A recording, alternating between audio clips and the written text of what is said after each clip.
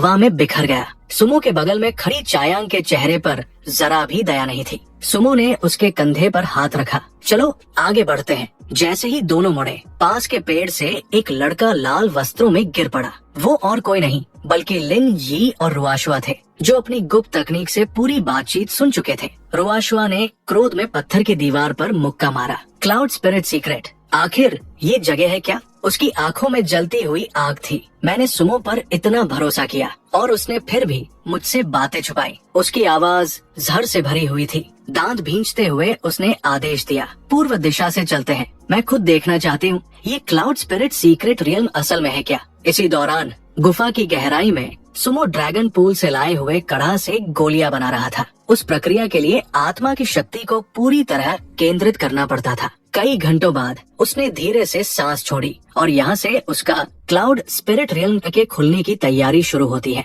क्या मैं यहीं से आगे क्लाउड स्पिरिट रियल्म वाला हिस्सा जारी रखूं उसी स्टाइल में?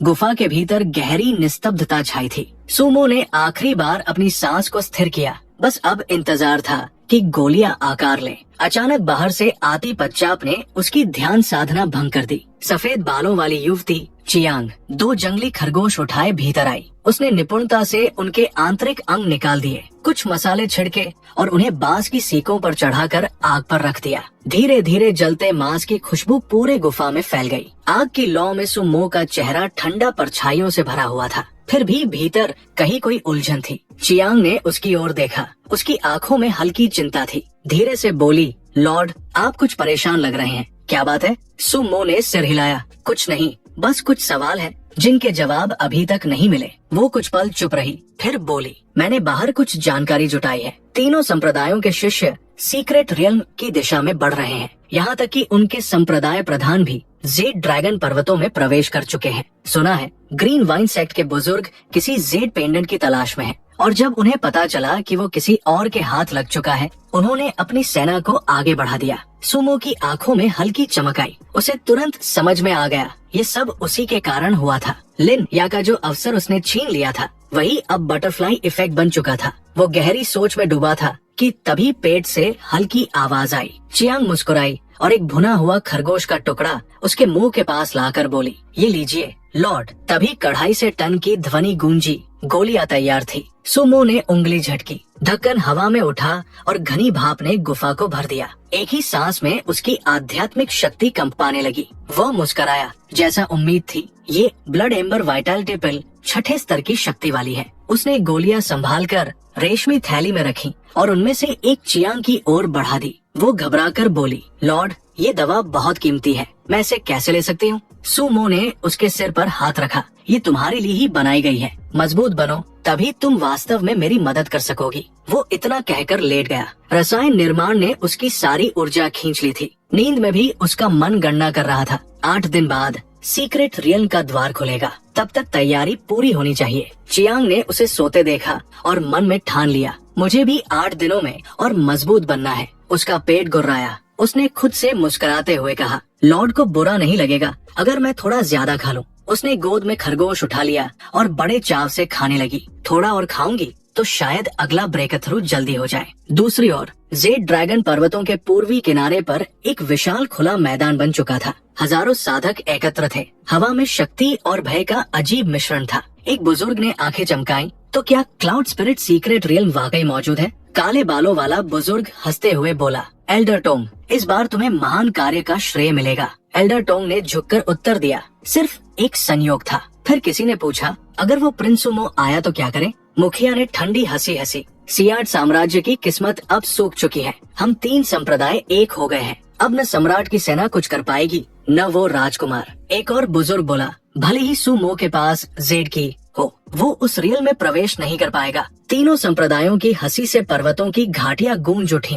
जब हम उस सीक्रेट रियल का खजाना पालेंगे, तब पूरी पेटिसिया साम्राज्य हमारे पैरों तले होगा। 8 दिन बाद चियांग की आंखें धीरे धीरे खुली। उसने सिर थामा, तेज दर्द उठा। 8 दिन बीत चुके। गुफा में सुमो ध्यान मग्न था। उसकी श्वास गहरी और स्थिर। चियांग भूख से तड़प रही थी, पर उसके ध्यान को भंग करने की हिम्मत न हुई। पहले कुछ खाने का इंतजाम कर लूं। जैसे ही बाहर निकली, जंगल की झाड़ियां हिली। एक काली छाया झपटी, दांत चमकते हुए। Spirit leopard. वो मुस्कुराई, एक इतना बड़ा तेंदुआ, कई दिन का खाना मिल गया, हथेली में शक्ति एकत्र की और एक चकाचौंध भरी रोशनी जंगल को रोशन कर गई। अगले ही पल दैत्याकार तेंदुआ जमीन पर गिर चुका था। वो बोली, सिर्फ 8 दिन में मैं सोल गैदरिंग रियल्म तक पहुंच गई। उसकी आंखों में चमक थी। अब वो वास्तव में लॉर्ड सुमो की छाया बनने लगी थी। लॉर्ड की बनाई हुई दवा वाकई पागलपन है, चियांग ने खुद से मुस्कुराते हुए कहा। वो वापस गुफा में लौटी, लेकिन सुमो अब तक जागा नहीं था। उसने हल्के स्वर में बुदबुदाया, अगर लॉर्ड जल्दी नहीं उठे तो क्या हम सीक्रेट रियल्म की ओपनिंग मिस कर देंगे? उसकी नजर सुमो के शांत चेहरे पर ठहर गई। हल्की मुस्कान उसके होठों पर आई। लॉर्ड, आप सच में बहुत हैंडसम हैं। अचानक एक रंग बिरंगी तितली उड़ती हुई आई और जाकर सुमो की नाक पर बैठ गई। चियांग घबरा गई। हाथ झटकने ही वाली थी कि सुमो की आंखें खुली। उनकी नजरें सीधे उसकी आंखों में जा टकराई। वो वहीं जम गई, गाल सुर्ख हो गए। लॉर्ड, ऐसा नहीं है जैसा आप सोच रहे हैं। सुमो ने कुछ नहीं कहा। सीक्रेट रियल्म खुलने वाला है, उसने शांत स्वर में कहा। चलो, हमें निकलना होगा। जेड ड्रैगन पर्वतों के पूर्वी छोर पर तीनों संप्रदायों की सेनाएं पूरी तरह से इकट्ठी हो चुकी थी। भीड़ में छिपे हुए थे लिन, यी और रुआशुए। रुआ ने झटके से लिन के पैर पर ठोकर मारी। ध्यान रखो बेवकूफ, ज्यादा घबराहट दिखाई तो हम पकड़े जाएंगे। उसकी निगाह सामने उठते नीले आकाश पर टिकी थी, जहाँ चमकती हुई लकीरें अब एक विशाल द्वार का आकार ले रही थी। जैसे जैसे जगह की ऊर्जा स्थिर होने लगी, तीनों संप्रदाय प्रधानों की आंखों में लोभ की चमक उभरी। आखिरकार द्वार तैयार हो गया। उनकी हथेलियां ऊपर उठीं और अगली ही क्षण तीनों ने एक साथ अपनी शक्ति प्रकट की। तीव्र प्रकाश आकाश को चीरता हुआ उठा, मानो स्वर्ग स्वयं फट गया हो। आकाश की उस दिशा में चियांग ने उंगली उठाई। लॉर्ड, वो क्या है?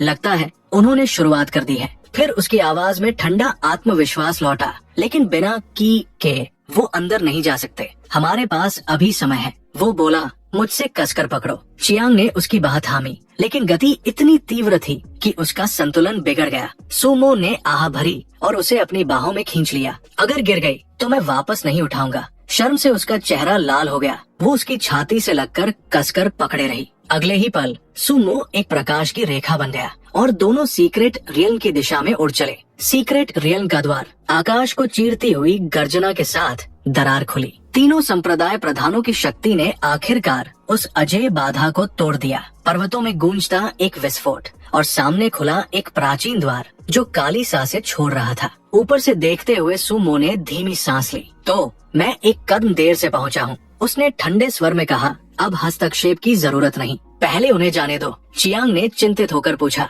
लॉर्ड, अब हम क्या करेंगे? सुमो ने शांतिपूर्वक उत्तर दिया, इंतजार करेंगे। जब वे भीतर चले जाएंगे तब हम पीछे से प्रवेश करेंगे। नीचे संप्रदाय प्रधानों की आवाज गूंजी, ताबीज लाओ, पूरी शक्ति से द्वार को तोड़ो। सैकड़ों ताबीज आकाश में चमके। सुमो की आंखें सिकुड़ गई। स्टेसिस ताबीज, इतने दुर्लभ वस्त्र, और ये बिना झिझक इस्तेमाल कर रहे हैं। वो बुदबुदाया, तीनों संप्रदाय इस बार कुछ बड़ा हासिल करना चाहते हैं। चियांग ने होंठ काटे, अगर वे पहले पहुंच गए तो? लॉर्ड, सुमो की आवाज में ठंडी दृढ़ता थी। सबसे बड़े खजाने इतनी आसानी से नहीं मिलते। उन्हें अंदर जाने दो, लेकिन जो भीतर जाएगा वो लौट नहीं पाएगा। बर्निंग स्पिरिट सेट के शिष्य, आगे बढ़ो। आदेश गूंजा और काले वस्त्रों में हजारों साधक दरार में समा गए। भीड़ में छिपी रुआशुए ने लिन को धक्का दिया, खड़े मत रहो, चलो अंदर। पर जैसे ही उसने कदम बढ़ाया, उसके पूरे शरीर में एक हड्डियों तक ठंडी लहर दौड़ गई। वही एहसास, वही डर, जैसा उसे अपने साम्राज्य के पतन वाले दिन हुआ था। क्या वो चुड़ैल? फिर से उसने आसमान की ओर देखा। नीला आसमान, सफेद बादल, कुछ भी असामान्य नहीं था। क्या ये भ्रम था? वो झिझकी नहीं और सीधे द्वार में समा गई। सुमो की नजर अब भी उस दरार पर टिकी थी। वो धीमे स्वर में बुदबुदाया, अजीब है। चियांग ने सिर तिरछा किया। क्या हुआ लॉर्ड? कुछ नहीं, उसने शांतिपूर्वक कहा, लेकिन भीतर उसके विचार उमड़ रहे थे। क्या वो वाकई सिर्फ भ्रम था? नीचे तीनों संप्रदाय प्रधानों ने एक दूसरे को देखा। अब हमारी बारी है। अंदर जाने के बाद जो भी हासिल करे वो उसका। तीनों के शरीर चमक में घुल गए और जैसे ही वे भीतर समाये, वो स्थिर स्थान फिर से विकृत होने लगा। आकाश से उतरते हुए सुमो और चियांग ने उस दृश्य को देखा। उनके सामने था एक प्राचीन द्वार जो काली लहरों के साथ सांस ले रहा था। उसकी ऊर्जा इतनी भयावह थी कि कोई भी साधक जो पर्पल मैशन रियल्म से नीचे हो, छूते ही राख बन जाता। चियांग ने भयभीत स्वर में पूछा, लॉर्ड, हम अंदर कैसे जाएंगे? सुमो ने सहजता से अपनी जेब पर हाथ रखा और ठंडी आवाज में कहा, किसी चाल की जरूरत नहीं, हमारे पास की है। उसने चियांग का हाथ कसकर थाम लिया। अंदर घुसते ही भागना मत, हर वक्त मेरे पास रहना, समझी? चियांग ने सिर हिलाया, पर जैसे ही उसने पहला कदम उस रहस्यमय क्षेत्र में रखा, उसका नामो निशान चेतावनी जैसे भीड़ में खो गया। सामने जो दृश्य था उसने उसकी सांसें रोक दी। वहाँ कोई अंधेरा नहीं, बल्कि एक विशाल प्राचीन वन था जो आध्यात्मिक ऊर्जा से झकझोर रहा था। पर चूंकि समय कम था, सुमो तुरंत आगे बढ़ा। वक्त बर्बाद नहीं कर सकते, हमें पहले उस द्वार को ढूंढना होगा। वो अच्छी तरह जानता था कि सीक्रेट रियल में 9 परतें थी और वे अभी केवल पहली परत पर थे। आगे बढ़ने के लिए छिपे हुए गेट खोजने होते थे। सुमो ने चियांग को अपनी पीठ पर चढ़ने को कहा ताकि वो खोजते हुए उसे साथ लेकर दौड़ सके। नीचे से किसी ने तेज आवाज में आदेश दिया, सभी शिष्य फैल जाओ, इस परत का गेट खोजो। जो खोज निकालेगा भारी इनाम पाएगा। चियांग हैरान रही, पर सुमो ने सिर हिलाया, वे भी आ रहे हैं। उसकी आंखों में ठंडी हंसी थी, लेकिन उस गेट को ढूंढना इतना आसान नहीं होगा। वो अचानक रुक गया और एक विशाल वृक्ष के पीछे चियांग को छिपा लिया। चारों ओर तीनों संप्रदायों के शिष्य बिखरे हुए खोज रहे थे, सब एक ही चीज की तलाश में। सुमो की आंखें संकुचित हुई। अगर वो उड़कर चला गया तो पकड़ लिया जाएगा। अब लड़ाई करने का नहीं, खजाना सुरक्षित करने का समय था। जैसे ही चियांग कुछ कहने को मुंह खोली, सुमो ने उसका मुंह दबा दिया। चुप रहने का, कोई आ रहा है। आसमान में 2 तेज रोशनी गुजरी। कुछ देर बाद उसने उसे छोड़कर कहा, वे तैयारी के साथ आए हैं, हमें और तेजी से बढ़ना होगा। तीनों संप्रदायों के शिष्यों ने 2 दिन से भी ज्यादा खोजा, पर गेट नहीं मिला और सुमो ने एक झटके में वही दरवाजा दिखा दिया। वो स्थिर होकर गुफा में चला गया। क्यों ऐसे खड़े हो, अंदर आओ, चियांग दर्द से बोली। किसने सोचा होगा कि कोई गेट यहाँ छुपा होगा? ऐसा डिजाइन करने वाला तो बड़ा विकृत होगा। सुमो के मन में एक क्षण के लिए हंसी उभरी। ये वही डिजाइन था जो उसने उस कहानी में पहले जोड़ा था। वो थामते हुए बोला, बकवास बंद कर, आगे बढ़ो। पर जैसे ही वे बाहर निकले, चियांग की ठंडी हवा में सांस अटक गई। वहाँ फैलती हुई एक अनंत मरुस्थल थी। सुनहरे रेत की टोहे दूर दूर तक चल रही थी। चियांग ने सुमो का हाथ कसकर पकड़ा। भय में बोली, लॉर्ड, यहाँ से अगला गेट कैसे मिलेगा? उसका शब्द पूरा नहीं हुआ कि धरती भीगने सी हिली और एक दहाड़ के साथ जमीन फटती हुई ऊपर से एक विशाल दर्जनों मीटर लंबा सेंटीपीड फूट पड़ा। उसकी देह से आध्यात्मिक रोशनी झलक रही थी। सुमो ने शांत होकर आंखें बंद की और कहा, परफेक्ट, देखते हैं तुमने इन दिनों क्या सीखा है। ये तुम्हारा है। चियांग ने आंखें फाड़ी, पर झट से आगे बढ़कर अपनी नन्ही देह से उसे ढाल बनाने को झुकी। गंदा जानवर, मेरे लॉर्ड के पास मत आना। और वहीं पहले परत में रुआ शुए कितनी बेचैन हो रही थी। उसने सोचा था कि लिन यी की नक्शानुमा प्रतिभा पर भरोसा कर अपनी राह निकालेगी, पर लड़के के हिसाब उलझे हुए थे और वही उसे चकरा रहे थे। तभी उसने जंगल के एक कोने पर ध्यान रोका। किसी आत्मा संग्रह वृक्ष के पास हमेशा एक लंबा फूल उगता है। वो स्पाइरल के संकेत से पहचानना जानती थी कि अमर पुष्प ताल का कुन पास में होना चाहिए। लिन यी आश्चर्य में बोला, रुआ, तुम ये सब कैसे जानते हो? वो बिना सोचे जवाब दे गई, क्योंकि सब कुछ सुमो की वजह से था। पर जैसे ही वो ये बोली, उसके चेहरे पर ठहराव आ गया। पिछली जिंदगी में उसे कुछ भी ढूंढने की जरूरत नहीं पड़ी थी। सुमो सब कुछ पहले से तैयार कर देता था। इस बार उसने उसे इतना अकेला छोड़ दिया।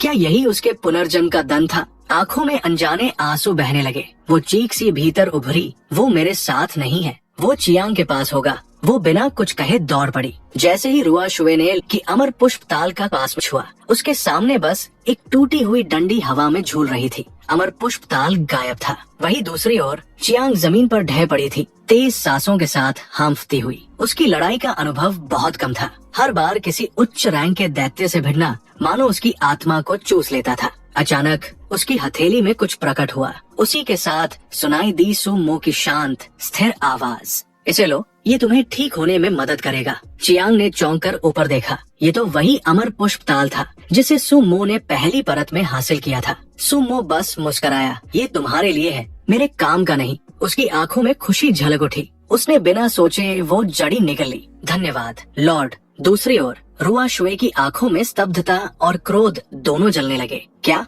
वो जड़ी फिर गायब हो गई? वो झुंझलाहट में कांप उठी। हर बार हर दुर्लभ खजाना जिसे वो महसूस करती पहले से ही किसी के हाथ लग चुका था। उसके मन में एक ही नाम कौन था? सुमो। क्या वो यहाँ भी है? पर ये असंभव था। हम तो पहले आए थे। लिन यी ने उसे उलझन में देखा, फिर शरारत से उसकी गाल खींची। इतनी देर तक सोचने से खजाना नहीं मिलेगा, मिस रुआ। क्षण भर में उसका चेहरा बदल गया। सुमो को छोड़कर कोई मुझे छूने की हिम्मत नहीं करता। मरना चाहता है क्या? अगले ही पल उसने लिन यी को जमीन पर पटक दिया। अगला गेट नहीं मिला तो आधा मरा छोड़ दूंगी। लड़का करा उठा, ठीक है, पर पहले मुझसे उतरोगी तो बेहतर रहेगा। उनके बीच की दूरी बस कुछ इंच रह गई थी। सांसें आपस में उलझी हुई, हवा अचानक भारी लगने लगी। उधर चियांग एक और मौत के खेल में फंसी थी। उसके प्रहार उस दैत्याकार जीव की कवच जैसी खाल पर बस खरोंच छोड़ पा रहे थे। सुमो की आवाज बिजली से गूंजी, बहुत धीमी, सामने जो है उसी पर ध्यान मत दो, उसे मारने के लिए सोचो।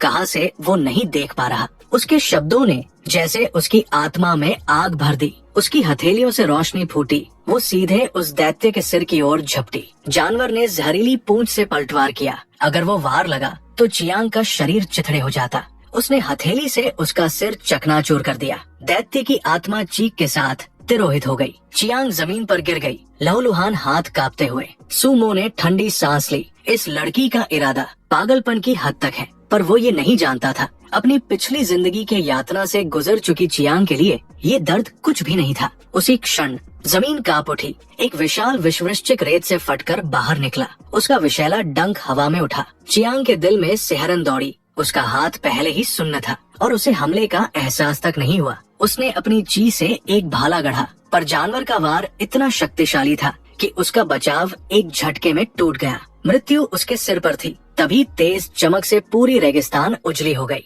वो वृश्चिक हवा में जम गया, फिर विस्फोट के साथ चकनाचूर हो गया। सुमो सफेद चोगे में आगे बढ़ा। उसकी आवाज अब कोमल थी। अच्छा किया, उसने उंगलियां झटकते ही चियांग का टूटा हाथ हड्डी और चमड़ी सहित उसी पल फिर से जुड़ गया। कुछ देर सोचने के बाद सुमो ने उसे और गहराई में ले चला। चमकती खनिज नसों के बीच से गुजरते हुए अपने पिछले जीवन की यादों के सहारे उसने तीसरी परत का द्वार सहजता से खोल लिया। चियांग उसके पीछे पीछे चली, पर जैसे ही अंदर पहुंची वो ठिठक गई। उसके सामने फूलों का असीम सागर फैला था। जिसने पिछली जिंदगी में बस खून और युद्ध देखा था, उसके लिए ये दृश्य स्वप्न से भी परे था। उसके मुंह से अनजाने में निकला, कितना सुंदर है। सुमो ने तुरंत उसका मुंह ढक दिया। सांस रोक लो, सतर्क रहो। उसने अपनी ची से एक सुरक्षा परत बनाई। चेहरा गंभीर था। ये फूलों का मैदान वैसा नहीं था जैसा दिखता था। कुछ ही क्षणों में उसने कारण जान लिया। फैंटम फ्रेग्रेंस फ्लावर्स, अधिकतर जीवों के लिए घातक जहर, पर जहरीले रसायनों के साधकों के लिए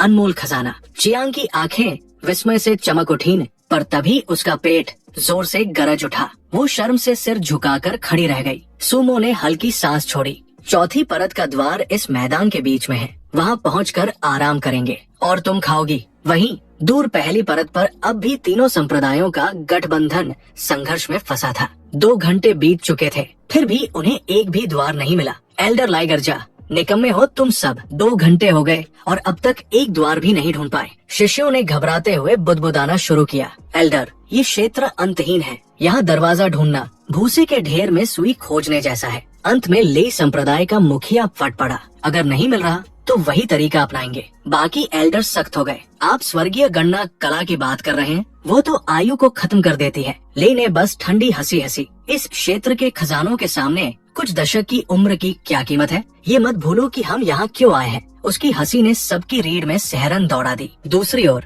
रुआ की हालत थोड़ी बेहतर थी। सुमो के मार्गदर्शन के बिना उसकी साधना अभी भी कमजोर थी, लेकिन पिछले जन्म की युद्ध प्रवृत्तियों के कारण वो छोटे जानवरों से निपट पा रही थी। फिर मुसीबत आ गई। उसका तलवार वार करते हुए टूट गई। अच्छा नहीं हुआ। घबराहट उसके भीतर फैल गई। वो तलवार लूटी हुई निम्न स्तरीय हथियार थी, जो मुश्किल से रक्षा के काम आती थी। आखिरी पल में लिनी ने उसे एक तरफ धक्का देकर गिरा दिया और प्राणघातक वार से बचा लिया। जानवर दहाड़ा और फिर से झपटा। रुआ ने दांत भींचे, टूटी हुई तलवार उठाई और ठीक समय पर उसे प्राणी के मुंह में घुसेड़ दिया। उसने गहरी सांस ली। दिल में एक कसक उठी, काश सो मो यहाँ होते। तभी उसे एहसास हुआ कि जो लड़का उसे दबाए हुए था वो बुरी तरह कांप रहा था। उसकी आंखों में उलझन तैर गई। मेरे लिए अपनी जान जोखिम में क्यों डाली? वो ऊंची आवाज में झुंझलाई। अरे कब तक मेरे ऊपर ही पड़े रहने का इरादा है? लिनी का चेहरा लाल हो गया।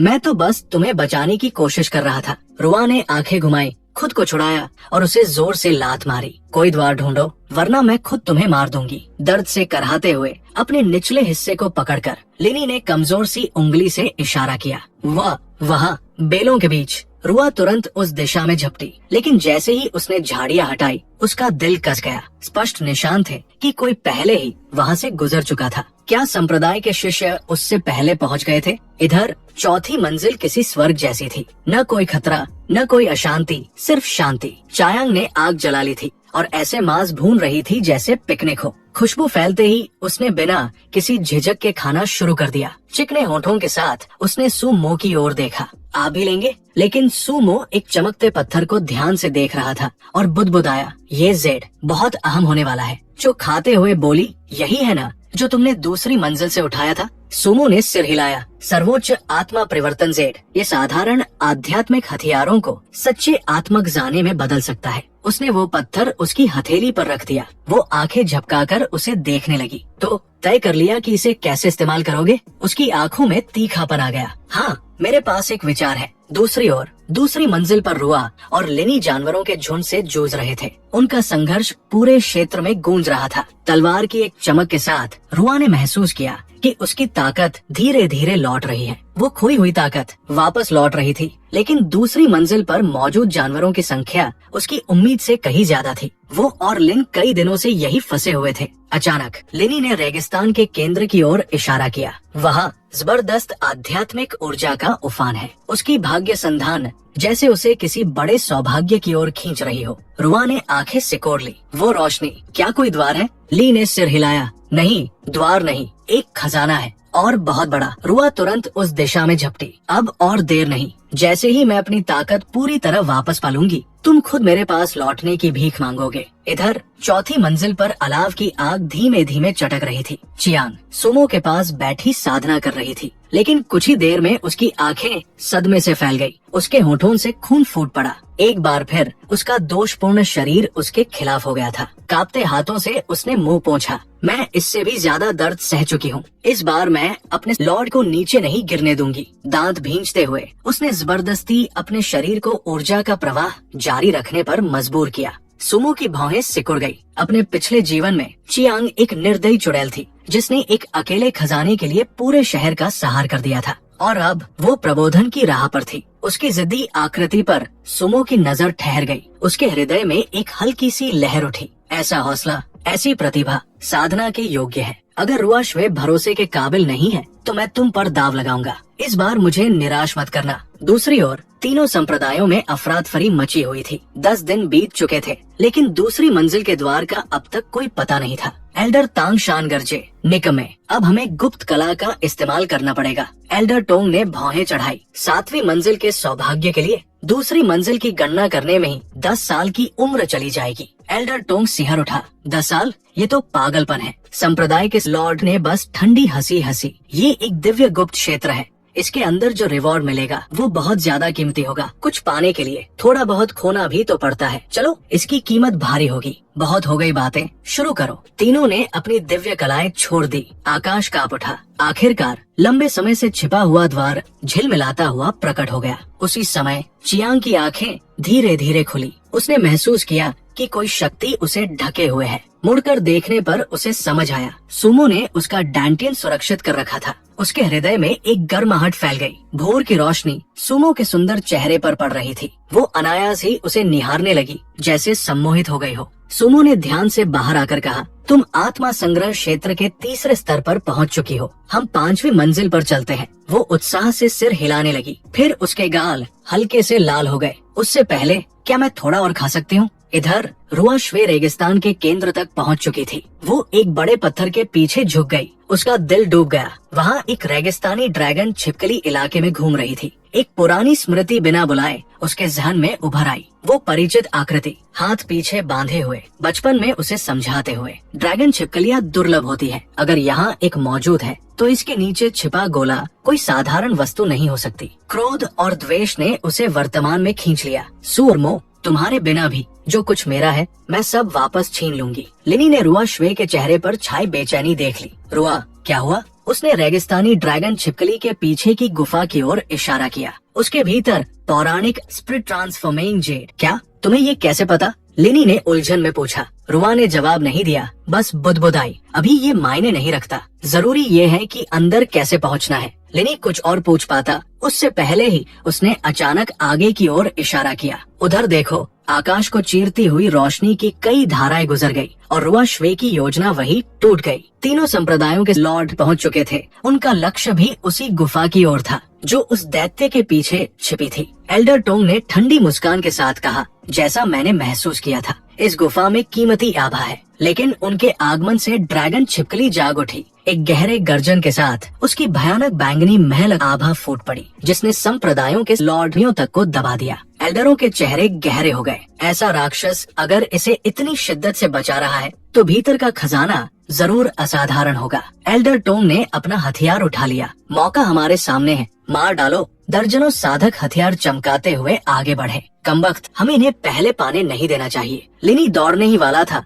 कि रुआ ने उसे खींचकर पीछे कर लिया। वो लड़खड़ाया और सीधा उसकी बाहों में जा गिरा। उसे उस पल का आनंद लेने का मौका भी नहीं मिला। रुआ श्वे ने तुरंत उसे लात मारकर उड़ा दिया। मैं बस नहीं चाहता था कि वे पहले पहुंच जाए। वो दर्द में कराहते हुए बुदबुदाया। रुआ ने उसे अनदेखा किया। उसकी नजरें युद्ध पर टिकी रही। उस दैत्य को हल्के में मत लो। इधर सुमो और चियांग 5वीं मंजिल में प्रवेश कर चुके थे। चायांग विस्मय में जमी खड़ी रह गई। लॉर्ड, यहाँ मुझे किसी चीज से सावधान रहना चाहिए। सुमो का उत्तर शांत था, बस मेरे पास रहो। उसने चुपचाप उसका हाथ थाम लिया। उसका दिल तेजी से धड़कने लगा, लेकिन डर की जगह उसके सीने में गर्माहट फैल गई। वो हमेशा सुमो के साथ रहना ज्यादा पसंद करेगी। अचानक घना कोहरा फैल गया और चारों ओर सब कुछ निगलने लगा। चट्टानें आंखों से ओझल हो गई। धुंध में सुमो की आकृति धुंधली पड़ने लगी। चायांग ने उसका हाथ और कसकर पकड़ लिया। घबराहट बढ़ने लगी। मेरे लॉर्ड, आप अभी भी यही है ना? ये क्या है? उसकी आवाज स्थिर रूप से गूंजी। कोहरे की संरचना है।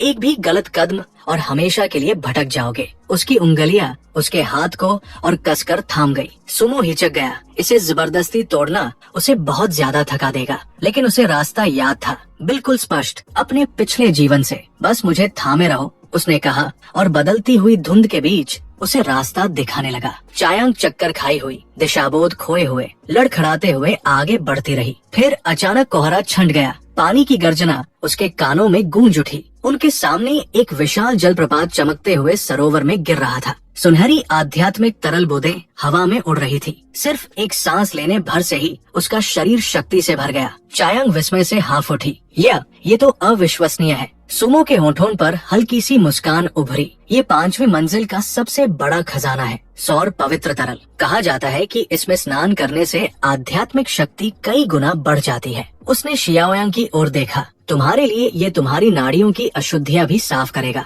जिससे भविष्य की साधना कहीं अधिक सहज हो जाएगी। ओह, चायांग ने हैरानी से खुद की ओर इशारा किया और घबराकर हाथ हिलाने लगी। नहीं मेरे लॉर्ड, आपको ही इसका पूरा लाभ लेना चाहिए। सुमो हल्के से हंसा। इसे अकेले इस्तेमाल करना बेकार होगा। मेरे साथ आओ, परिणाम पर कोई असर नहीं पड़ेगा। चायांग का चेहरा पल भर में लाल हो गया। क्या वो कह रहा है कि हम दोनों इस आध्यात्मिक सरोवर में साथ स्नान करेंगे? उसका दिल बेतहाशा धड़कने लगा। उधर युद्ध भूमि में रेगिस्तानी ड्रैगन छिपकली ने एक कान फाड़ देने वाली दहाड़ लगाई। दर्जनों साधक तड़पते हुए आसमान से आ गिरे। उस दबाव में रुआ ने भी खून उगल दिया। रुआ, तुम ठीक हो? लिनी ने घबराकर पूछा। उसने जबरदस्ती मुस्कान ओढ़ ली। जिंदा हूँ, बस। फिर ठंडी आवाज में बोली, ये तो मीलों दूर से था। अगर हम पास होते तो अब तक राख बन चुके होते। उसके होठों पर एक सर्द मुस्कान उभरी। यही सही मौका है। सुमो से सीखी हुई छुपाव तकनीक का सहारा लेते हुए मैं हमारी उपस्थिति छुपा सकती हूँ।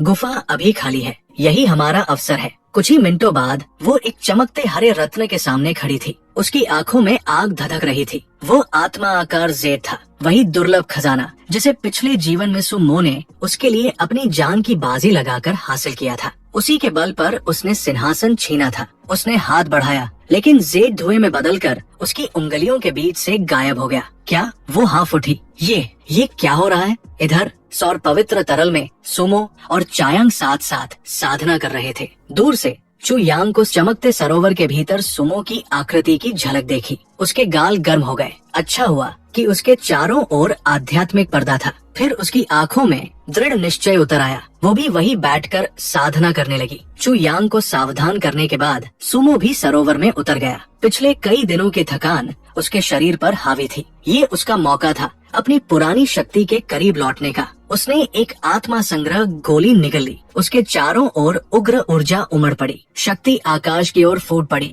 फिर तेजी से सिमट गई। कुछ ही घंटों में वो स्पिरिट्रियलम के अंदर ब्रेक थ्रू कर चुका था। भले ही वो अभी अपने पिछले जीवन की चरम अवस्था से बहुत दूर था, लेकिन फिर भी अब वो शाह राजवंश की शीर्ष शक्तियों में गिना जाने लगा था। लेकिन तभी कुछ गलत लगा। चियांग, जो सरोवर के दक्षिणी हिस्से में होनी चाहिए थी, कहीं दिखाई नहीं दे रही थी। सुमो घबराकर उधर पहुंचा तो देखा कि वो डूब रही थी। उसका नाजुक शरीर सौर पवित्र तरल की तीव्र शक्ति को सह नहीं पा रहा था। वो दांत भींचे सहने की कोशिश कर रही थी, लेकिन उसके होठों से खून फूट पड़ा और उसका शरीर और गहराई में धंसता चला गया। सुमो ने छलांग लगाई और उसे अपनी बाहों में खींच लिया। उसकी त्वचा पर सुनहरी नसें चमक उठी। सुमो की भौहें सिकुड़ गई। इसके शरीर को क्या हो रहा है? उधर दूसरी मंजिल पर रुआ उबल रही थी। हमसे पहले कोई आ चुका है और यहाँ भ्रम छोड़ गया है, उसने दांत पीसते हुए कहा। लिनी का शक और गहरा हो गया। ये मुझे पूरी सच्चाई नहीं बता रही। क्या इस गुप्त क्षेत्र में कोई और भी है? अचानक गुफा जोर से कांप उठी।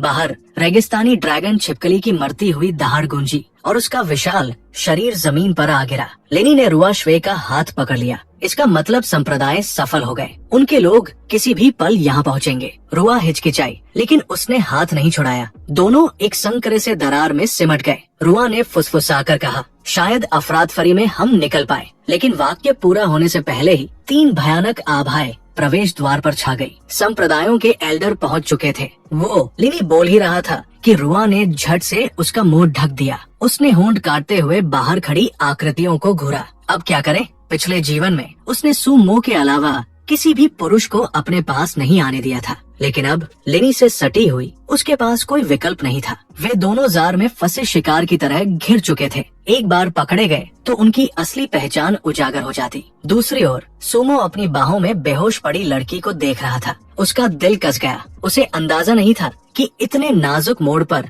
उसका कमजोर शरीर उल्टा असर दिखाएगा। उसकी नाड़ियां पूरी तरह विद्रोह पर थी। चेहरा कागज की तरह पीला पड़ चुका था। कोई और रास्ता न देखकर सुमो ने अपनी ही आध्यात्मिक शक्ति उसमें प्रवाहित की और जबरदस्ती उसकी स्थिति को स्थिर किया। यही एकमात्र उपाय था। आखिरकार चियांग ने धीरे धीरे आंखें खोली। उसे लगा जैसे उसने एक लंबा अंतहीन सपना देखा हो। फिर उसे याद आया, वो सरोवर में साधना करते हुए बेहोश हो गई थी। उसकी चोगा कंधे से फिसल गया था। नाजुक त्वचा झलक रही थी। तभी उसे एहसास हुआ कि वो सुमो की बाहों में थी। ठीक से याद नहीं कर पा रही थी कि क्या हुआ था। फिर उस पुरुष की शांत आवाज उसके कानों तक पहुंची। एक ही पल में बेहोश होने से पहले की सारी यादें उसके मन में लौट आई। वो सौर सार सरोवर में साधना कर रही थी। फिर सब कुछ अंधेरे में डूब गया। बिजली की तरह एक ख्याल उसके दिमाग में कौंध गया। रुको, कहीं ऐसा तो नहीं? उसकी आवाज कांप गई। आपने ही मुझे कपड़े पहनाए थे। उसके सीने में घबराहट उमड़ आई। सुमो ने ठंडी आवाज में जवाब दिया, मैंने पहले ही कहा था तुम्हारा शरीर दोषपूर्ण है। चायांग ने कमजोरी से बुदबुदाया, तो मैंने आपको फिर से परेशानी में डाल दिया। वो जानती थी कि इसे बदलने का उसके पास कोई तरीका नहीं था। सुमो ने हल्के से अपनी उंगली उसके माथे पर रखी। अभी के लिए मैंने तुम्हारी आध्यात्मिक शक्ति को सील कर दिया है, नहीं तो इसकी कीमत तुम्हारी जान होती। वो सन्न रह गई। तो अब मैं साधना भी नहीं कर सकती? निराशा उसके चेहरे पर छाने ही वाली थी कि सुमो ने अपनी आस्तीन से एक चमकती हुई जड़ी बूटी निकाल ली। उसके प्रकट होते ही ठंडी बर्फीली लहरें हवा में फैल गई। याद है मैंने क्या कहा था? इस मंजिल पर ऐसा खजाना छिपा है जो तुम्हारे शरीर को ठीक कर सकता है। चायांग की आंखें फैल गई। ये तो जड़ हड्डी हिमघास है। सुमो ने हल्का सा सिर हिलाया। अभी झरने के पीछे से तोड़ी है। मैं इसे गोली बनाकर ले जाने वाला था, लेकिन अब समय नहीं है। अगर हम गुप्त क्षेत्र से बाहर निकलने तक रुके तो तुम्हारा शरीर नहीं बचेगा। उसकी आवाज गंभीर हो गई। अब सिर्फ एक ही चरम तरीका बचा है और वो बेहद पीड़ादायक होगा। एक पल भी हिचकिचाए बिना शियाओयांग की नजर कठोर हो गई। अगर इससे काम हो जाएगा तो मैं कुछ भी सह लूंगी। उसने गहरी सांस ली और उसकी ओर देखा। लॉर्ड, शुरू करते हैं, सुमो ने शांत स्वर में कहा। पहले अपने कपड़े उतारो। चायांग ने आत्तन जवाब दे दिया। जी लॉर्ड। अगले ही पल उसकी आंखें फैल गई। क्या? मेरे कपड़े? उसके कान सुर्ख हो गए। वो हकलाने लगी। ऐसा करना जरूरी है, सुमो ने सपाट लहजे में समझाया। जेड बोन आइस ग्रास पूर्णतः शीतल है, इसकी ठंड हर चीज को चूर चूर कर देती है, यहाँ तक कि कपड़ों को भी। लड़की को अब भी शर्म से लाल और झिझकता देख उसने बिना रुके जोर दिया, वैसे भी पहले तुम्हें कपड़े मैंने ही पहनाए थे। उस एक वाक्य ने उसे शर्म से लगभग बेहोश कर दिया। बस बोलना बंद कीजिए, मैं कर लूंगी। उसकी नाजुक आकृति धीरे धीरे सामने आ गई। वो पल के कांपती हुई आंखें भींचे रही, अपनी घबराहट छुपा नहीं पा रही थी। पीछे से सुमो की आवाज आई, हमेशा की तरह शांत, अब से दर्द असहनीय होगा। वो कुछ समझ पाती, उससे पहले ही हड्डियां जमा देने वाली ठंड की लहर ने उसे पूरी तरह निगल लिया, जैसे उसे बर्फ के अंतहीन गर्त में फेंक दिया गया हो। उसका शरीर ऐंठने लगा, चेतना फिसलने लगी। सुमो की आवाज उसके मन में गूंज उठी, होश को थामे रखो, अगर अभी छोड़ दिया तो फिर कभी नहीं जागोगी। चियांग झटके से संभली, हर नस पीड़ा से चीख रही थी, लेकिन उसकी इच्छा शक्ति उसके लिए और भी जोर से दहाड़ उठी। मैं यहाँ टूट नहीं सकती। सुमो ने उसके चारों ओर जमी हुई बर्फ की कोक को देखा। उसका भाव गंभीर था। जिद्दी लड़की, बेहतर है कि तुम इसे सह जाओ, आगे सब कुछ किस्मत पर है। उधर गुप्त क्षेत्र की दूसरी मंजिल पर तीनों संप्रदायों के लॉर्डियों ने दिव्य प्रकाश से पूरी गुफा को रोशन कर दिया, लेकिन वहाँ न कोई रत्न था, न कोई अयस्क, कुछ भी नहीं। असंभव, लेला चीख पड़ा। हम लगभग मर ही गए उस रेगिस्तानी ड्रैगन छिपकली को मारते हुए, जिस खजाने की वो रखवाली कर रहा था। और यहाँ कुछ भी नहीं, गुफा पूरी तरह खाली थी। क्या लड़ाई के दौरान कोई चुपके से अंदर घुस गया? चट्टानों की एक दरार में छिपे रुआ और लेनी ने घबराई हुई नजरें एक दूसरे से टकराई। उनकी श्वास छुपाव कला ज्यादा देर टिकने वाली नहीं थी। वे चूहे यही कहीं छिपे होंगे। एक और संप्रदाय लॉर्ड गुर्राया और दिव्य दृष्टि कला चलाने की तैयारी करने लगा। देखते हैं कौन से कीड़े हमसे छिपने की हिम्मत करते हैं। रुआ का दिल डूब गया। न सिर्फ खजाना हाथ से गया था, बल्कि अब यहाँ जान भी जा सकती थी। तभी एक शिष्य हाफता हुआ गुफा में घुस आया और एल्डर की मंत्र प्रक्रिया को बीच में ही तोड़ते हुए तुरंत कोई जरूरी सूचना देने लगा। इधर सुमो ने चियांग के भीतर हो रहे बदलाव को महसूस किया। बर्फ की कोख पर दरारें फैलने लगी। उसने बर्फ पर हाथ रखा। क्या वो जाग रही है? अगले ही पल जमी हुई परत टूट गई। टुकड़े बारिश की तरह बिखर गए। ठंडी लेकिन दृढ़ नजर वाली आँखों की एक जोड़ी धीरे धीरे खुली। उसका नाजुक शरीर हवा में उठ गया और पूरे पर्वत की आध्यात्मिक ऊर्जा उसकी ओर खींचने लगी। फिर प्रकाश फूटा और उसी क्षण उसका कमजोर शरीर आगे की ओर ढह गया, सीधे सुमो की बाहों में। सुमो स्तब्ध रह गया। चियांग अब वैसी नहीं दिख रही थी जैसी पहले थी। उसका रूप और आकृति किसी चित्र से बाहर निकली नायिका की तरह परिपक्व हो चुकी थी, लेकिन उसकी त्वचा अब भी चुभती हुई ठंड बिखेर रही थी। उस यात्रा का प्रमाण जिससे वो गुजरी थी। उसके होठों से एक हल्की सी करान निकल गई। बर्फ सी पलकें फड़की और उसने कमजोरी से आंखें खोली। चियांग ने जबरदस्ती एक हल्की मुस्कान बनाई। लॉर्ड, मैं कर पाई। सुमो ने धीरे से उसके सिर पर हाथ फेरा। गर्माहट उसके पूरे शरीर में फैल गई। वो उसे धन्यवाद देने के लिए मुंह खोल ही रही थी कि सुमो ने हल्की सी खांसी ली और मुंह फेर लिया। उसके इशारे को देखकर चियांग एकदम जम गई। प्रक्रिया में बहुत समय लग गया था और ठंड अभी पूरी तरह हटी नहीं थी। वो पूरी तरह भूल चुकी थी कि उसके शरीर पर कुछ भी नहीं था। जैसे ही उसे एहसास हुआ, उसके मुंह से एक चीख निकल गई। उसका चेहरा पल भर में सुर्ख हो उठा। सुमो का दिमाग एक पल के लिए खाली हो गया। कुछ दिन पहले तक वो बच्चे जैसी काया में थी और अब वो उसके सामने एक पूर्ण विकसित सौंदर्य के रूप में खड़ी थी। उसने तुरंत पीठ फेर ली। बाकी का सौर पवित्र तरल इस्तेमाल कर लो, अब ये तुम्हारा है। उसकी प्रतिक्रिया देखकर चियांग ने मन में सोचा, रुको, क्या वो सच में शर्मिला हो गया है? जल्द ही वो पूरी तरह सुनहरे सरोवर में उतर गई। पानी के ऊपर उसके चेहरे का बस आधा हिस्सा दिख रहा था। गालों से बुलबुले उठ रहे थे। जेठ त्वचा और हिम अस्थि घास के प्रभाव से उसका शरीर पूरी तरह संवर चुका था। उसे लगा जैसे सारा बोझ उतर गया हो, शरीर हल्का और मुक्त हो गया हो। उसकी सुनहरी आंखें किनारे पर बैठे शांत सुमो की ओर झांक गई। लॉर्ड सच में कितने सुंदर है। ये अजीब सा एहसास क्या है? अचानक सुमो ने पूछा। तुम क्या देख रही हो? चौंक कर उसने सिर पानी में डुबो लिया। कुछ ही पल बाद उसके लंबे भीगे बाल जेड सी उजली कंधों से चिपक गए, जैसे समुद्री शैवाल तैर रहे हों। कुछ भी नहीं, वो बुदबुदाई। सुमो हल्के से हंसा और उसके गीले बालों को स्नेह से सहला दिया। थोड़ी देर बाद सूख जाना और अपने नए शरीर के साथ तालमेल बिठाने पर ध्यान दो। उसने आज्ञाकारी सी सिर हिलाया। उसके चेहरे पर जो मुस्कान थी वो सुमो ने पहले कभी नहीं देखी थी, सबसे उजली। उधर दूसरी मंजिल की गुफा में एक शिष्य दौड़ता हुआ आया। लॉर्ड, हमें तीसरी मंजिल का प्रवेश द्वार मिल गया है। तीनों संप्रदाय लॉर्डियों ने एक दूसरे की ओर हैरानी से देखा। खोए हुए खजाने को भूलकर वे तुरंत उस नए मार्ग की ओर बढ़ गए। दरार में छिपे रुआशवा ने राहत की सांस ली, लेकिन अगले ही पल उसका पैर फिसला। वो और लिनी सीधे नीचे गिर पड़े। लिनी को लगा अब वे सुरक्षित है। उसे पता ही नहीं चला कि वो सीधा उसके ऊपर आ गिरा है। एक मुक्का उसके ठोड़ी पर पड़ा। कब तक मेरे ऊपर ही लेटे रहने का इरादा है? हटो यहाँ से, जबड़ा मलते हुए लिनी ने बुदबुदाया। रुआशवा, अब क्या करे? माथे से पसीना पोंछते हुए रुआशवा झुंझलाई। यहाँ नहीं रुक सकते, इनके पीछे चलो।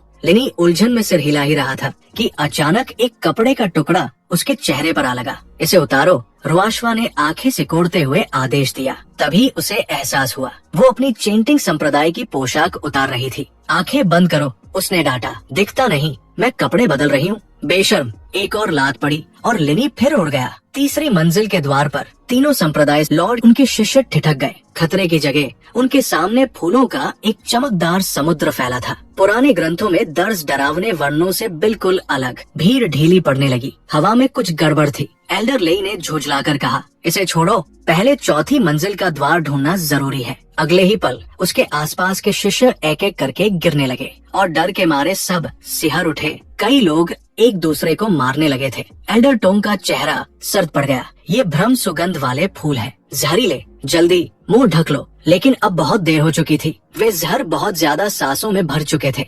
ले संभलो, तुम क्या कर रहे हो? वो वाक्य पूरा भी नहीं कर पाया था और एक और एल्डर ने भी हमला कर दिया। ये पागलपन बंद करो, शान चिल्लाया। आखिरकार तीनों एल्डर पीछे हटे, घायल और बदहवास। एल्डर लेई ने दांत पीसते हुए कहा, जो खजाना तुम छिपाए बैठे हो उसे बाहर निकालो। एक और एल्डर ने जोड़ा, हाँ अब कुछ मत छुपाओ, नहीं तो हम सब यही मरेंगे। सफेद बालों वाले एल्डर ने अनिच्छा से एक ताबीज निकाला। शुद्ध ज़ेर ताबीज। ये किसी भी मुहर या जहर को दूर कर देता है, लेकिन ये मेरे पास बस यही एक है, उसने हिचकते हुए कहा। दूसरे एल्डर ने झपटकर वो ताबीज छीन लिया। तो फिर इसी का इस्तेमाल करो। हमारे आधे शिष्य पहले ही मर चुके हैं। अगर अब भी नहीं किया तो हम सब इस अभिशप्त फूलों के मैदान में सड़ जाएंगे। ताबीज सक्रिय होते ही तेज रोशनी से चमक उठा। उधर शियाओयांग ने सौर पवित्र तरल में स्नान पूरा कर लिया था। सुमो उसे अगली मंजिल की ओर ले चला। जब वे झरने के पास से ऊपर चढ़े तो चायांग की आंखें फैल गई। एक विशाल दैत्य पेड़ के नीचे मृत पड़ा था। वो प्राणी कम से कम स्प्रिट्रिलम के अंदर था, फिर भी उसे मार दिया गया था। तभी उसे समझ आया, सुमो ने इस राक्षस से तब लड़ाई की थी जब वो अभी अभी स्प्रिट्रिलम के अंदर प्रवेश ही किया था, सिर्फ उसके लिए। इसीलिए जब वो लौटा था तो इतना थका हुआ लग रहा था। लॉर्ड की ये कृपा मैं इसे कभी चुका नहीं पाऊंगी, उसने दृढ़ स्वर में कहा। सुमो ने बस हल्की सी नजर उसकी ओर डाली। असल में उसने तो बस अपने पिछले जीवन की एक पुरानी तकनीक आजमाई थी। उसे उम्मीद नहीं थी कि वो एक ही वार में दैत्य को मिटा देगी, लेकिन उसकी ऊर्जा पर पड़ा बोझ उसकी कल्पना से कहीं ज्यादा था। चलो, द्वार उधर है। छठी मंजिल से आगे खतरे कम होंगे और खजाने व अवसर ज्यादा। उधर चौथी मंजिल पर सैकड़ों संप्रदाय शिष्य जमीन पर गिर पड़े, हाफते हुए सांसें भर रहे थे। ग्रंथों के अनुसार ये मंजिल सुरक्षित होनी चाहिए, किसी ने थकान भरी आवाज में कहा। आखिरकार अब थोड़ा आराम कर सकते हैं। लेकिन उनका असली लक्ष्य अब भी पांचवी मंजिल का सौर पवित्र तरल था, अपनी खोई हुई शक्ति को वापस पाने के लिए। जब भीड़ आगे बढ़ी तो प्रवेश द्वार के पास छिपी रुआशवा ने सिर बाहर निकाला। सौर पवित्र तरल, ये नाम उसके भीतर पुरानी यादें जगा गया। उसे याद आया जब वो बची थी तब सुमो ने इसका जिक्र किया था। ये तरल घावों को भर सकता था और साधना को तेजी से बढ़ा सकता था। लेकिन उसके बगल में खड़ा ये मूर्ख खजाना संधान रक्तरेखा होते हुए भी ऐसे स्वर्ग स्तरीय संसाधन को महसूस तक नहीं कर पा रहा था।